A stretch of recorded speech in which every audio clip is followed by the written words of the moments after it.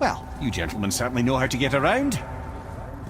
Why don't you tell me how all this began with Baldur? He just knocked on our door. Baldur of Asgard just knocked on your door?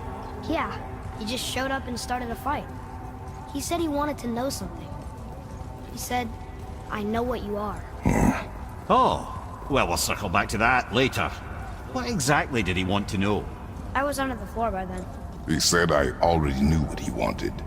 Perhaps he mistook me for another. That's quite interesting. So who are those two men with Baldur? Are they really the sons of Thor? Aye, Magni and Modi. Two bigger twits you won't likely find in the halls of Asgard. They'll do anything their uncle puts them up to. They are fools. Well, dangerous fools, to be sure. When they work together, they're formidable. But too often it's a petty competition. Terribly strong, even as children. I remember the time Hrungnir the Brawler fell upon Thor. Another time, Head. Aww. So what do you think, Mimir? What does Baldur want with us? Well, let's look at what we know. Baldur is Odin's finest tracker bar none. If he wants you, you have to consider the possibility that Odin wants you.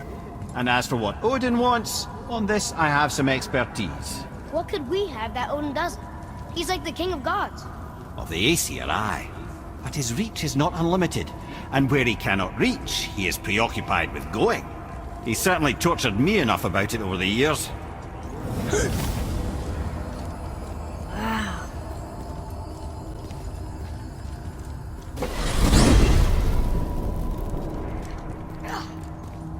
So, Odin wants to go where he can't reach. Are you saying he's trying to get to Jotunheim too? Aye. It ranks among his foremost obsessions. But that doesn't make any sense, Mimir.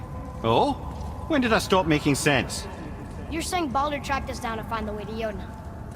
But that was before we knew Jotunheim is where we needed to go. That's crazy.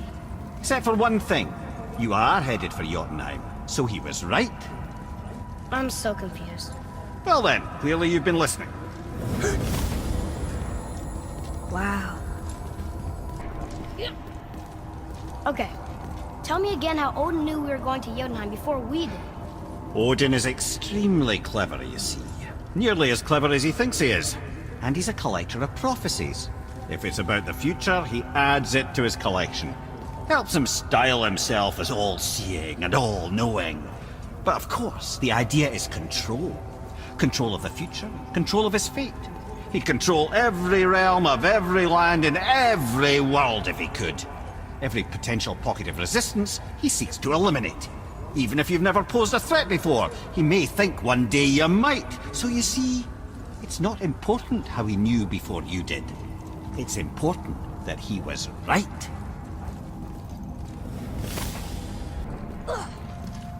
Mimir, what else did the serpent tell you when you spoke?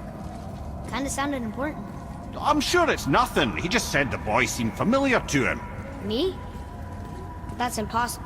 Oh, I quite agree. Unless, perhaps, he refers to something yet to be.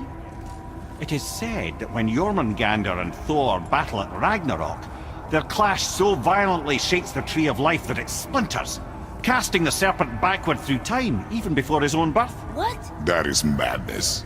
Well, I did say not to concern yourself. Mimir, do you know why there are no more giants left in Midgard? I mean, not counting the serpent from the future. Well, they did not take me into their confidence about that, Odin's convictions to the contrary. But I know this. If I'd spent the better part of 60 winters seeing my best and brightest cut down by Thor and that damn hammer, I might very well go home to lick my wounds. It's too bad. I was fond of every giant I ever met. So that's why they destroyed the bridges to Jotunheim. So the Aesir couldn't follow. And is that why there's no tower in the lake? I doubt it's a coincidence. So you think when we get to Jotunheim, we might find giants there?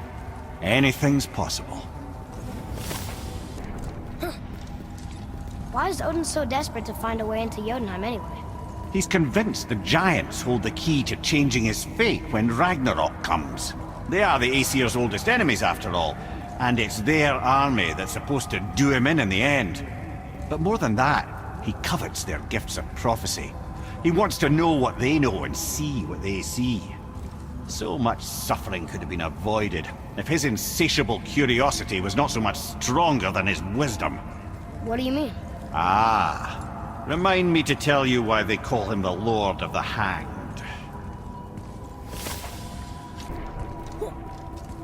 So why do they call Odin the Lord of the Hanged? That refers to a modest example of Odin's thirst for knowledge. The time he spent 9 days a dead man. Hung himself by the neck from Yggdrasil's branches, put his spear through his own side, and bled down into the Well of Destiny.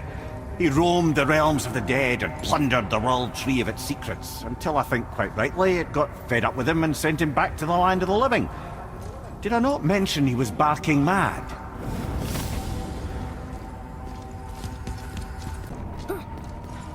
Here's something I can't figure out.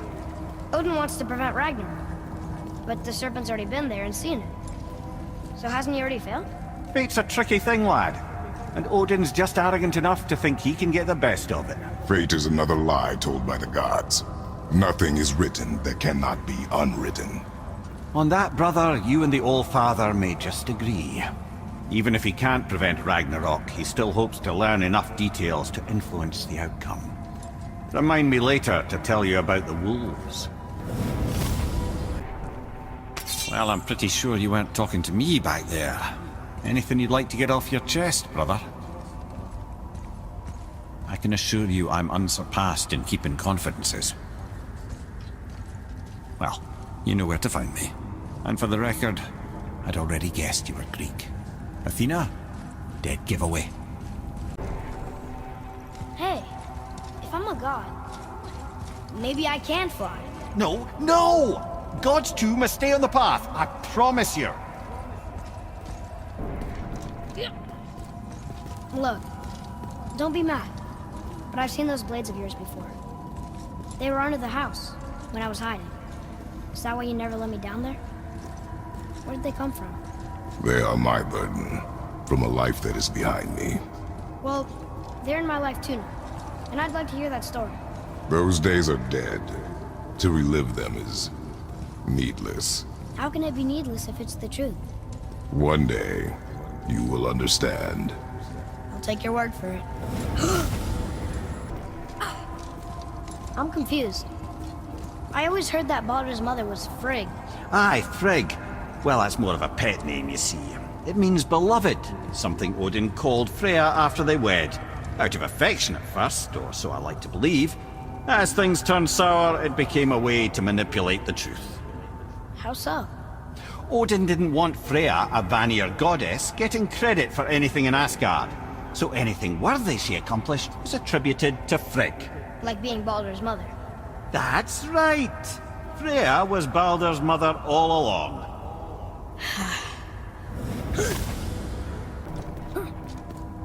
Mimir, why do you have Bifrost crystals in your eyes? A loving gift from the giants. Since I used to do so much traveling between realms, they thought it would be more convenient for me than having a crystal I could lose. Did it hurt? No, because I wisely fortified myself with 16 cups of Billow Maiden's Ale. Got so inebriated, I tried convincing the giants to put them in my nipples instead. Almost talked them into it too. Can you imagine? Mimir of the Bifrost teats. Ah, those were the days. Ew. Okay, I'll stop now. Oh man, the tower ate the Unity Stone, didn't it? I wanted to fly again.